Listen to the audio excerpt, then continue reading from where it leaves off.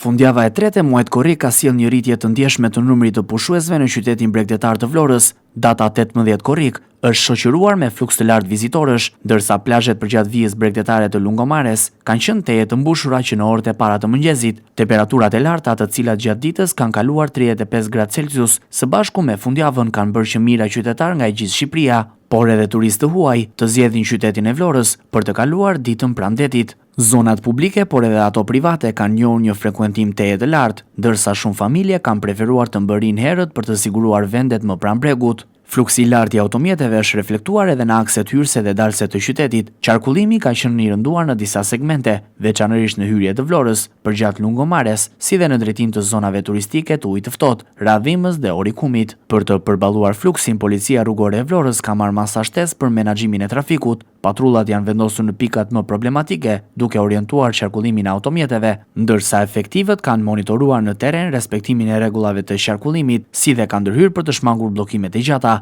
Sipas operatorëve turistik, fundjava ka shënuar një nga ditët më të ngarkuara të këtij sezoni veror, ndërsa rezervimet në hotele dhe apartamente kanë qenë në nivele të larta, ndërsa pritet që edhe njëjti fluks pushuesish të vazhdojë edhe gjatë ditës së diel, duke konfirmuar se Vlora i është rikthyer ritmit të plot të sezonit turistik, me një mot të kthjellët, temperatura të larta dhe një det të qetë. Qyteti bregdetar vazhdon të mbetet një nga destinacionet më të preferuara për pushuesit vendas dhe turistët e huaj gjatë këtij sezoni veror.